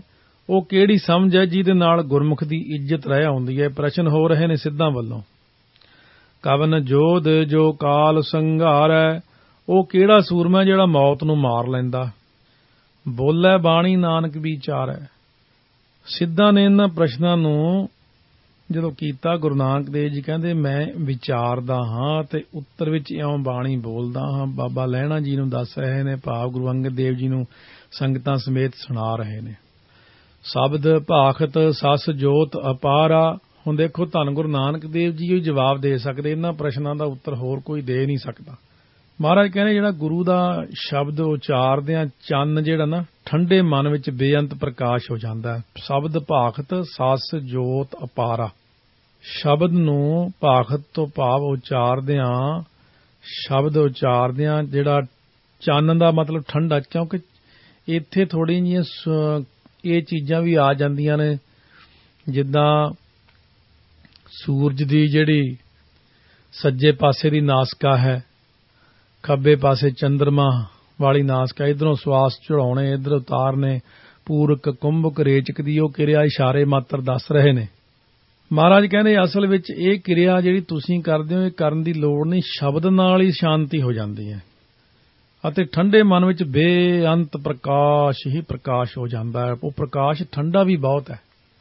ਇੱਕ ਤੇ ਉਹ ਲਾਈਟ ਹੈ ਜਿਹੜੀ ਤਪਸ਼ ਦਿੰਦੀ, ਸੂਰਜ ਦੀ ਧੁੱਪ ਤਪਸ਼ ਦਿੰਦੀ ਹੈ, ਚੰਦਰਮਾ ਦੀ ਚਾਂਦਨੀ ਥੋੜੀ ਸ਼ਾਂਤੀ ਦਿੰਦੀ ਹੈ, ਪਰ ਜਿਹੜੀ ਨਾਮ ਦੀ ਸ਼ਾਂਤੀ ਆ, ਨਾਮ ਦਾ ਪ੍ਰਕਾਸ਼ ਆ, ਉਹ ਠੰਡ ਪਾ ਦਿੰਦਾ ਜੀਵਾਂ ਨੂੰ। ਸਸ ਘਰ ਸੂਰ ਵਸੈ ਮਿਟੈ ਅੰਧਿਆਰਾ। ਮਨ ਚੰਨ ਰੂਪ ਘਰ ਵਿੱਚ ਗਿਆਨ ਰੂਪੀ ਸੂਰਜ ਆ ਵਸਦਾ ਹੈ। ਦੇਖੋ, ਮਨ ਰੂਪੀ ਜਿਹੜਾ ਮਨ ਹੈ ਨਾ, ਚੰਨ ਰੂਪ ਘਰ ਵਿੱਚ ਗਿਆਨ ਰੂਪੀ ਸੂਰਜ ਆ ਕੇ ਵਸਦਾ। ਇੱਥੇ ਸੂਰਜ ਉਹ ਸੂਰਜ ਨਹੀਂ ਜਿਹੜਾ ਆਪਾਂ ਦੇਖਦੇ ਹਾਂ, ਇੱਥੇ ਸੂਰਜ ਦਾ ਅਰਥ ਹੈ ਪ੍ਰਕਾਸ਼, ਗਿਆਨ ਰੂਪੀ ਪ੍ਰਕਾਸ਼। ਉਹ ਆ ਕੇ ਵਸਦਾ ਤੇ ਅਗਿਆਨਤਾ ਰੂਪ ਹਨੇਰਾ ਦੂਰ ਹੋ ਜਾਂਦਾ। ਮਿਟੈ ਅੰਧਿਆਰਾ। ਅਗਿਆਨਤਾ ਦਾ ਹਨੇਰਾ ਹੀ ਜੀਵ ਨੂੰ ਤੰਗ ਕਰਦਾ। ਸੁੱਖ ਦੁੱਖ ਸਮ ਕਰ ਨਾਮ ਆਧਾਰਾ। ਜਦੋਂ ਦੁੱਖ ਤੇ ਸੁੱਖ ਇੱਕੋ ਜਿਹਾ ਕਰਕੇ ਮਨੁੱਖ ਨਾਮ ਨੂੰ ਜੀਵਨ ਦਾ ਆਸਰਾ ਬਣਾ ਲੈਂਦਾ, ਕਿਉਂਕਿ ਇਹ ਇੱਕ ਚੀਜ਼ ਦੇਖਣ, ਜੇ ਨਾਮ ਜਪਣ ਵਾਲਾ ਕੋਈ ਸ਼ੁਰੂ ਹੋਇਆ ਨਵਾਂ ਕੋਈ ਦੁੱਖ ਆ ਗਿਆ, ਉਹ ਲਓ ਚੰਗਾ ਨਾਮ ਜਪਣ ਲੱਗੇ, ਚੰਗੀ ਬਾਣੀ ਪੜ੍ਹਨ ਲੱਗੇ, ਦੁੱਖ ਹੀ ਨਹੀਂ ਹਟਦੇ, ਹੁਣ ਤਾਂ ਬਾਣੀ ਛੱਡ ਹੀ ਦੇਣੀ ਆ, ਹੁਣ ਨਿਤਨੇਮ ਨਹੀਂ ਕਰਨਾ। ਭੋਲੇ ਪੰਛੀ, ਪਹਿਲਾਂ ਇਹ ਤੈਨੂੰ ਸਿਧਾਂਤ ਕਹਿੰਦੇ ਦੱਸ ਦਈਏ, ਗੁਰਮੁਖਾ ਪਿਆਰਿਆ, ਇਹ ਪਹਿਲਾਂ ਸੋਚ ਲੈ ਕਿ ਦੁੱਖ ਤੇ ਸੁੱਖ ਜਦੋਂ ਆਉਣ ਤਾਂ ਉਹ ਗੁਰਬਾਣੀ ਨਾਲ ਨਹੀਂ ਜੋੜਨੇ ਵੀ ਮੈਂ ਚੰਗੀ ਬਾਣੀ ਪੜ੍ਹਨ ਲੱਗਿਆ। ਜੇ ਬਾਣੀ ਪੜ੍ਹਦੇ ਸੁੱਖ ਆ ਗਿਆ ਤੇ ਵਿਛਾਲਾਂ ਮਾਰਨੀਆਂ। ਉਹ ਇੱਕ ਕਰਮਾਂ ਦਾ ਟਰੈਕ ਵੱਖਰਾ ਚੱਲਦਾ ਹੈ। ਪਿਛਲੇ ਜਨਮ ਦੇ ਕੀਤੇ ਹੋਏ ਕਰਮਾਂ ਦੇ ਮੁਤਾਬਕ ਦੁੱਖ ਸੁੱਖ ਨਾਲ ਚੱਲਦੇ ਨੇ। ਉਹਨਾਂ ਨੂੰ ਆਈ ਜਾਣ ਦਿਓ, ਆਪਣੇ ਥਾਂ ਤੇ ਨੇ। ਬਾਣੀ ਆਪਾਂ ਆਪਣੇ ਥਾਂ ਤੇ ਪੜ੍ਹ ਰਹੇ ਹਾਂ। ਮਿਹਨਤ ਮੁਸ਼ੱਕਤ ਹੈ ਨਾ। ਇੱਕ ਬੰਦਾ ਕੁਝ ਕਲਾਸਾਂ ਪੜ੍ਹੀਆਂ, ਥੋੜ੍ਹੀ ਜਿਹੀ ਇੱਕ ਨੌਕਰੀ ਮਿਲ ਗਈ, ਫਿਰ ਨਾਲ ਉਹਨੇ ਇੱਕ ਹੋਰ ਕੋਰਸ ਵੀ ਸ਼ੁਰੂ ਕਰ ਲਿਆ।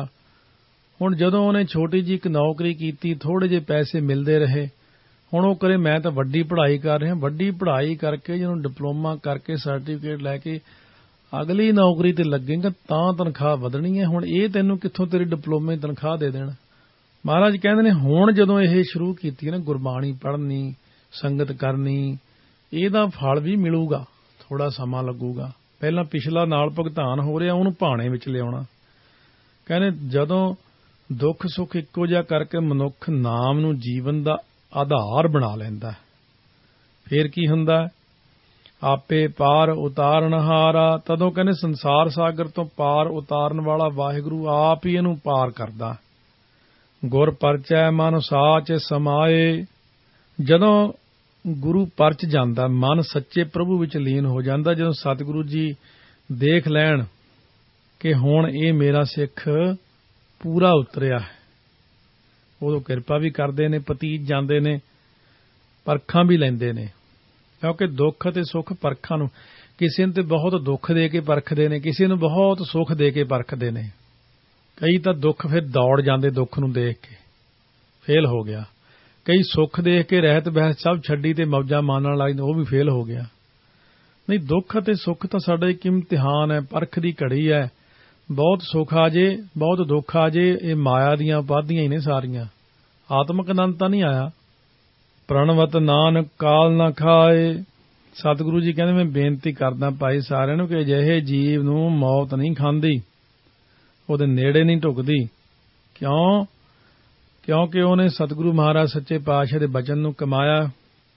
ਇਹ ਜਿਹੜੇ ਨਾ ਚੰਨ ਤੇ ਸੂਰਜ ਦੀ ਵਰਤੋਂ ਇੱਥੇ ਕੀਤੀ ਹੈ ਨਾ ਜੋਗੀਆਂ ਦੇ ਵਾਸਤੇ, ਇਸ ਮਨ ਵਿੱਚ ਕਿਵੇਂ ਚੰਦ ਸਮਾਨ ਸੀਤਲਤਾਈ ਰਹੇ ਤੇ ਮਨ ਵਿੱਚ ਕਿਵੇਂ ਗਿਆਨ ਰੂਪ ਸੂਰਜ ਪ੍ਰਕਾਸ਼ ਦਾ ਰਹੇ। ਸ਼ਬਦ ਦੀ ਕਮਾਈ ਨਾਲ, ਨਾਮ ਸਿਮਰਨ ਨਾਲ ਮਨ ਵਿੱਚ ਸੀਤਲਤਾ ਤੇ ਆਤਮਿਕ ਗਿਆਨ ਨਾਲ ਬਿਰਤੀ ਅਖੰਡਾਕਾਰ ਹੁੰਦੀ ਹੈ। ਚੰਦਨ ਚੰਦ ਨਾ ਸਰਦ ਰੁੱਤ ਮੂਲ ਨਾ ਮਿਟਈ ਕਾਮ, ਸੀਤਲ ਥੀਵੈ ਨਾਨਕਾ ਜਪੰਦੜੋ ਹਰ ਨਾਮ। ਸੋ ਇਸ ਕਰਕੇ ਜਿਹੜੇ ਲੋਕ ਸਿਰਫ ਸ਼ਬਦਾਂ ਦੇ ਅਰਥ ਕਰਦੇ ਨੇ, ਵਿਦਵਾਨਾਂ ਅਨੁਸਾਰ ਮਨੁੱਖ ਦੀ ਆਪਣੀ ਸਮਝ ਗੁਰੂ ਦੇ ਗਿਆਨ ਤੋਂ ਬਿਨਾਂ ਇਉਂ ਨਿੱਘ ਤੋਂ ਸੱਖਣੀ ਤੇ ਹਨੇਰੀ, ਜਿਵੇਂ ਸੂਰਜ ਦੀ ਗਰਮੀ ਨਾਲ ਚਾਨਣਾ ਪੈਣ ਤੋਂ ਬਿਨਾਂ ਚੰਨ ਦੀ ਹਾਲਤ ਹੁੰਦੀ ਹੈ। ਨਿਰਾ ਪੂਰਾ ਸ਼ਬਦਾਰਥੀ ਨਹੀਂ, ਅਭਿਆਸੀ ਬਣੇ ਨਾਮ ਦਾ। ਕਾਲ ਨੂੰ ਸੰਘਾਰਨ ਦੀ ਜਿਹੜੀ ਯੁਕਤੀ ਹੈ ਕਿ ਨਿਸ਼ਚੇ ਕਰਕੇ ਮਨ ਜਿਹੜਾ ਸਤਿਗੁਰੂ ਦੇ ਰਸ ਭਰਪੂਰ ਸ਼ਬਦ ਵਿੱਚ ਸਮਾ ਜਾਵੇ ਤੇ ਸਤਿਗੁਰੂ ਦੇ ਸ਼ਬਦ ਨਾਲ ਪਰਚਾ ਪਾਉਣ ਵਾਲੀ ਬੁੱਧੀ ਨਾਲ ਹੀ ਰੱਬੀ ਦਰਗਾਹ ਵਿੱਚ ਪਤ ਬਣਦੀ, ਇੱਜ਼ਤ ਬਣਦੀ ਬੰਦੇ ਦੀ। ਇਸ ਕਰਕੇ ਸਾਨੂੰ ਲੋੜ ਹੈ ਮਨ ਵਾਹਿਗੁਰੂ ਵਿੱਚ ਜੋੜਨਾ, ਟਿਕਾ ਕੇ ਰੱਖਣਾ। ਨਾਮ ਤਤ ਸਭ ਹੀ ਸਿਰ ਜਾਪੈ। ਹੁਣ ਇਸ ਗੱਲ ਦਾ ਪਤਾ ਲੱਗਦਾ ਹੈ ਕਿ ਨਾਮ ਤਤ ਸਭ ਤੋਂ ਸ਼੍ਰੋਮਣੀ ਹੈ। ਨਾਮ ਤਤ ਸਭ ਹੀ ਸਿਰ ਜਾਪੈ। ਇਹ ਜਿਹੜਾ ਤਤ ਨਿਚੋੜ ਅਸਲੀਅਤ ਇਹ ਹੈ ਕਿ ਸਭ ਹੀ ਸਿਰ ਦਾ ਮਤਲਬ ਹੁੰਦਾ ਸਾਰੇ ਤੱਤਾਂ ਤੋਂ ਸ਼੍ਰੋਮਣੀ, ਸਭ ਤੋਂ ਸਿਰੇ ਦਾ ਤਤ ਜਿਹੜਾ ਨਾਮ। ਬਿਨ ਨਾਵੈ ਦੁੱਖ ਕਾਲ ਸੰਤਾਪੈ। ਨਾਮ ਤੋਂ ਬਿਨਾਂ ਮੌਤ ਰੂਪੀ ਡਰ ਜਿਹੜਾ ਨਾ ਬੰਦੇ ਨੂੰ ਸਤਾਉਂਦਾ, ਦੁੱਖ ਦਿੰਦਾ। ਨਾਮ ਤੋਂ ਬਿਨਾਂ ਹਮੇਸ਼ਾ ਦੁਖੀ ਰਹਿੰਦਾ।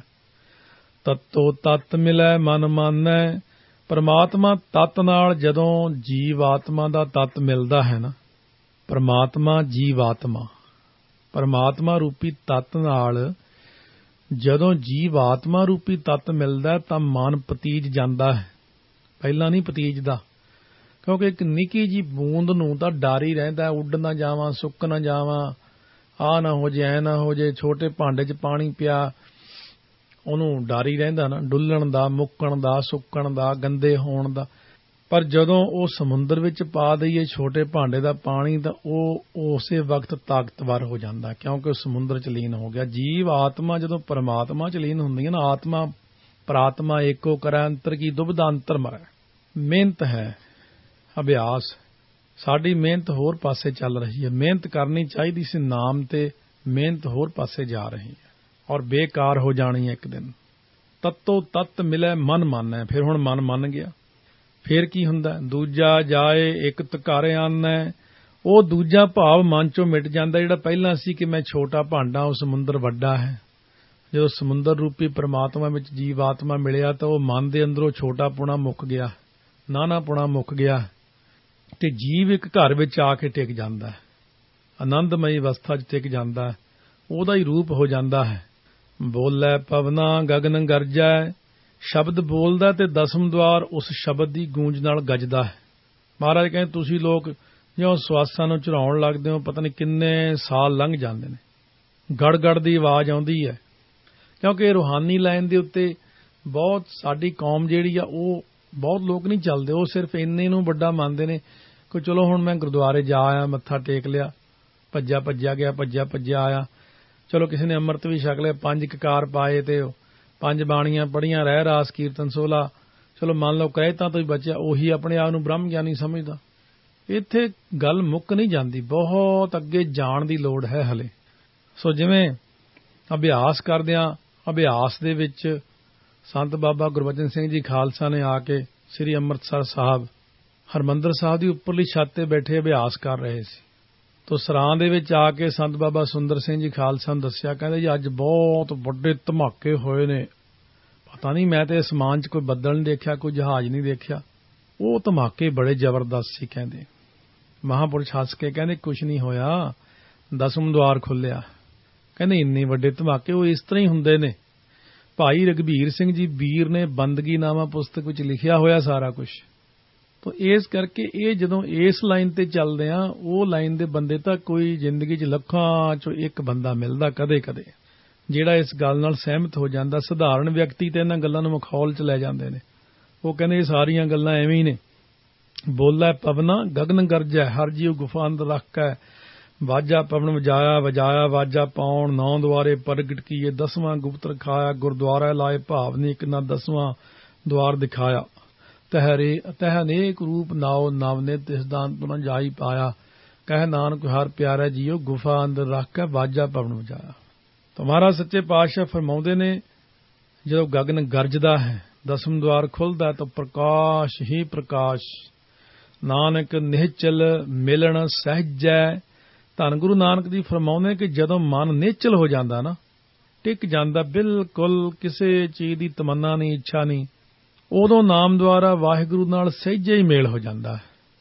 ਕਿਉਂਕਿ ਇਹਨਾਂ ਪੌੜੀਆਂ 'ਚ ਦੇਖੋ ਕਿੰਨਾ ਸੁੰਦਰ ਉਪਦੇਸ਼ ਮਹਿਮਾ ਨਾਮ ਦੀ ਦਰਸਾਈ ਹੈ। ਸਭ ਕਰਮਾਂ ਤੋਂ ਸ੍ਰੇਸ਼ਟ ਦੱਸਿਆ ਨਾ ਕਿ ਸਰਬ ਧਰਮ ਹੈ ਸ੍ਰੇਸ਼ਟ ਧਰਮ, ਹਰ ਕੋ ਨਾਮ ਜਪ ਨਿਰਮਲ ਕਰਮ। ਸ਼ਬਦ ਦੇ ਜਾਪ ਨਾਲ ਮਨੁੱਖ ਜਿਹੜਾ ਨਾ ਉਹ ਹਿਰਦੇ ਅੰਦਰ ਚੰਦਰਮਾ ਵਰਗੀ ਠੰਡਕ ਤੇ ਸੂਰਜ ਵਰਗਾ ਚਾਨਣ ਦੇਣ ਵਾਲੀ ਜੋਤ ਜਗਾ ਲੈਂਦਾ। ਸ਼ਬਦ ਦੇ ਨਾਲ ਜੋਤ ਜਗ ਪੈਂਦੀ ਅਭਿਆਸ ਕਰਦਿਆਂ। ਜੇ ਨਾਲ ਅਗਿਆਨਤਾ ਦਾ ਹਨੇਰਾ ਦੂਰ ਹੁੰਦਾ ਰਸਨਾ ਨਾਲ ਨਾਮ ਜਪਣ ਵਾਸਤੇ, ਫਿਰ ਦੇਖੋ ਰਸਨਾ ਜਪੀਐ ਏਕ ਨਾਮ, ਈਹਾਂ ਸੁਖ ਆਨੰਦ ਕਨਾ, ਆਗੈ ਜੀ ਕੈ ਸੰਗ ਕਾਮ। ਸੰਤ ਬਾਬਾ ਹਰਨਾਮ ਸਿੰਘ ਜੀ ਰਾਮਪੁਰ ਖੇੜੇ ਵਾਲੇ ਮਹਾਂਪੁਰਸ਼ ਕਹਿੰਦੇ ਯਾਰ ਰਾਤ ਨੂੰ 2 ਵਜੇ ਬਾਹਰ ਖੇਤਾਂ 'ਚ ਬੈਠਾ ਆਪਣੇ ਕਮਰੇ 'ਚ, ਘਰਦਿਆਂ ਨੇ ਜੋ ਪਾ ਕੇ ਦਿੱਤਾ ਬਈ ਉੱਥੇ ਅਭਿਆਸ ਕਰਨਾ ਬਹਿ ਕੇ। ਕਹਿੰਦੇ ਅਚਾਨਕ ਦੇਖਿਆ 3 ਵਜੇ 4 ਵਜੇ ਸਵੇਰੇ, ਜਿੱਥੇ ਹਿਰਦਾ ਨਾ ਧੁੰਨੀ ਤੋਂ ਇੱਕ ਚੱਪਾ ਉੱਪਰਲੇ ਪਾਸੇ, ਕਹਿੰਦੇ ਮੈਨੂੰ ਚਾਨਣ ਜਿਹਾ ਦਿਖਿਆ। ਮੈਂ ਸੋਚਿਆ ਮੇਰੇ ਕੱਪੜਿਆਂ ਨੂੰ ਅੱਗ ਲੱਗ ਗਈ, ਮੈਂ ਆਪਣਾ ਛੇਤੀ ਨਾਲ ਹੱਥ ਮਾਰਿਆ ਉੱਪਰ ਬੁਝਾਉਣ ਲਈ, ਫੇਰ ਵੀ ਦਿਖਿਆ, ਫਿਰ ਕੁੜਤਾ ਲਾ ਕੇ ਸੁੱਟਤਾ। ਕਹਿੰਦੇ ਉਹ ਮੈਨੂੰ ਪ੍ਰਕਾਸ਼ ਜਿਹਾ ਫੇਰ ਹੀ ਦਿਖਿਆ। ਉਹ ਤੇ ਜੋਤ ਜਗਦੀ ਅੰਦਰ, ਇਹ ਉਹ ਨਜ਼ਰ ਆ ਜਾਂਦੀ ਹੈ। ਉਹ ਜੋਤ ਫੈਲਦੀ ਸਰੀਰ ਵਿੱਚ, ਕਮਰੇ ਵਿੱਚ, ਹੌਲੀ ਹੌਲੀ ਦੂਰ ਹੁੰਦੀ ਪੂਰੇ ਬ੍ਰਹਿਮੰਡ ਵਿੱਚ ਫਿਰ ਨਜ਼ਰ ਆਉਣ ਲੱਗ ਪਈ। ਸੇਕ ਨੇਹ ਆ ਜਿਨ੍ਹਾਂ ਦਾ ਜੀਵਨ ਆਪ ਜੀ ਨੇ ਪੜ੍ਹਿਆ ਵੀ ਹੈ, ਸੰਗਤਾਂ ਨੇ ਨਹੀਂ ਪੜ੍ਹਿਆ ਜ਼ਰੂਰ ਪੜ੍ਹੋ। ਇਸ ਕਰਕੇ ਸਤਿਗੁਰੂ ਮਹਾਰਾਜ ਸੱਚੇ ਪਾਤਸ਼ਾਹ ਕਹਿੰਦੇ ਕਿ ਨਾਮ ਜਪਣ ਨਾਲ ਮਨ ਨਿਰਮਲ ਹੁੰਦਾ, ਮਤ ਉਜਲ ਹੁੰਦੀ ਹੈ। ਜਦੋਂ ਮਨ ਵਿੱਚੋਂ ਦਵੈਤ ਭਾਵ ਨਿਕਲਦਾ ਉਦੋਂ ਨਾਮ ਦੀ ਸ਼ਕਤੀ ਕਾਇਮ ਹੋ ਜਾਂਦੀ ਹੈ। ਇਹ ਜੀਵ ਜਿਹੜਾ ਨਾ ਤੱਤ ਦਾ ਪਰਮ ਤੱਤ ਨਾਲ ਮੇਲ ਹੁੰਦਾ, ਕਿਉਂਕਿ ਜੀਵ ਤੱਤ ਪਰਮ ਤੱਤ 2 ਹੀ ਤੱਤ ਨੇ। ਫਿਰ ਜੀਵ ਤੱਤ ਦਾ ਪਰਮ ਤੱਤ ਨਾਲ ਜਦੋਂ ਮੇਲ ਹੋ ਜਾਂਦਾ ਹੈ, ਜਿਹੜੀਆਂ ਆਵਾਜ਼ਾਂ ਧੁਨੀਆਂ ਜੋਗੀ ਲੋਕ ਸਮਾਧੀਆਂ ਲਾ ਕੇ ਸੁਣਦੇ, ਉਹ 10ਵੇਂ ਦੁਆਰ ਦੇ ਵਿੱਚ ਅਨਹਦ ਸ਼ਬਦ ਵੱਜਣ ਦੀਆਂ ਗੱਲਾਂ ਕਰਦੇ ਨੇ, ਉਹ ਅਵਸਥਾ ਗੁਰਮਤਿ ਅਨੁਸਾਰ ਭਗਤੀ ਕਰਨ ਨਾਲ ਸਹਿਜੇ ਹੀ ਪ੍ਰਾਪਤ ਹੋ ਜਾਂਦੀ ਹੈ। ਉਹ ਤੇ ਇੰਨਾ ਜ਼ਿਆਦਾ ਜ਼ੋਰ ਲਾ ਬੈਠਦੇ ਨੇ, ਬੱਲੇ ਮੈਂ ਤੇ ਬੜਾ ਜ਼ੋਰ ਲਾਇਆ, ਲੱਖਾਂ ਸਾਲ ਹੋ ਗਏ, ਲੰਬੀਆਂ ਉਮਰਾਂ ਕਰ ਬੈਠਾ। ਪਰ ਗੁਰਸਿੱਖਾਂ ਨੂੰ ਜਪਜੀ ਸਾਹਿਬ ਦਾ ਪਾਠ ਕਰਦਿਆਂ ਜਾਂ ਮੂਲ ਮੰਤਰ ਦਾ ਅਭਿਆਸ ਕਰਦਿਆਂ, ਵਾਹਿਗੁਰੂ ਮੰਤਰ ਦਾ ਅਭਿਆਸ ਕਰਦਿਆਂ ਸਹਿਜੇ ਹੀ ਖੰਡੇ ਖੜਕ ਜਾਂਦੇ ਨੇ, ਸਹਿਜੇ ਹੀ ਆਨੰਦਮਈ ਅਵਸਥਾ, ਸਿਮਰਨ ਦੀਆਂ ਅਵਸਥਾ ਹੋ ਜਾਂਦੀਆਂ ਸ਼ੁਰੂ। ਬੈਖਰੀ ਬਾਣੀ, ਮਧਮਾ ਪਸੰਤੀ ਪਰਾ, ਰੋਮ ਰੋਮ ਦਾ ਜਾਪ। ਉਹ ਤਾਂ ਹੁਣ ਜੇ ਤੁਰਾਂਗੇ ਤਾਂ ਹੈ ਨਾ, ਜੇ ਕਰਾਂਗੇ ਤਾਂ ਹੈ ਨਾ। ਜੇ ਬੈਠੇ ਹੱਸੀ ਜਾਓਗੇ ਵੀ ਇਹ ਗੱਲਾਂ ਕਿੱਥੋਂ ਹੋ ਸਕਦੀਆਂ। ਸੋ ਜਿਵੇਂ ਕੈਲੀਫੋਰਨੀਆ ਵਿੱਚ ਇੱਕ ਸਿੰਘ ਸੀ, ਉਹ ਕਹਿੰਦਾ ਮੈਂ ਪਹਿਲਾਂ ਇਹਨਾਂ ਗੱਲਾਂ ਨੂੰ ਮਖੌਲ ਹੀ ਸਮਝਦਾ, ਜਦੋਂ ਆਪਣੀ ਅਵਸਥਾ ਬਣੀ ਤਾਂ ਉਹ ਕਹਿੰਦਾ ਸੌਰੀ ਜੀ, ਮੈਂ ਤਾਂ ਪਹਿਲਾਂ ਤੁਹਾਨੂੰ ਮਖੌਲ ਹੀ ਸਮਝਦਾ ਸੀ ਵੀ ਇਹ ਕਿੱਡੀ ਗਪੌੜਾਂ ਛੱਡਦੇ ਨੇ ਵੀ ਪ੍ਰਕਾਸ਼ ਹੈ ਜੀ, ਆਹ ਜੀ ਆਹ। ਕਹਿੰਦੇ ਹੁਣ ਖੁਦ ਨੂੰ ਜਦੋਂ ਅਵਸਥਾ ਵਰਤੀ ਆ ਤਾਂ ਹੁਣ ਮੈਨੂੰ ਯਕੀਨ ਆਇਆ। ਇਸ ਕਰਕੇ ਸਾਧ ਸੰਗਤ ਕਰਨ ਦੇ ਨਾਲ, ਅਭਿਆਸ ਕਰਨ ਨਾਲ ਯਕੀਨ ਆਉਂਦਾ ਹੈ। ਗੱਲਾਂ ਬਾਤਾਂ ਦੇ ਨਾਲ ਪ੍ਰੀਤਮ ਦੇ ਦੇਸ਼ ਨਹੀਂ ਪਹੁੰਚਿਆ ਜਾ ਸਕਦਾ। ਉਹ ਮਿਲ ਕੇ ਅਭਿਆਸ ਕਰਦੇ ਆ। ਵਾਹਿਗੁਰੂ ਵਾਹਿਗੁਰੂ ਵਾਹਿਗੁਰੂ ਵਾਹਿਗੁਰੂ ਵਾਹਿਗੁਰੂ ਵਾਹਿਗੁਰੂ ਵਾਹਿਗੁਰੂ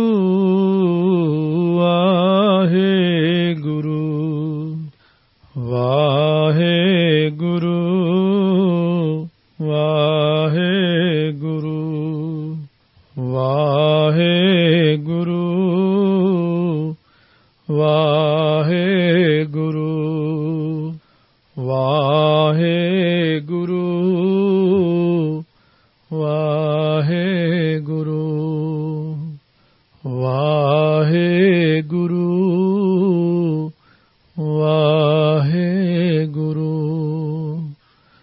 ਵਾਹਿਗੁਰੂ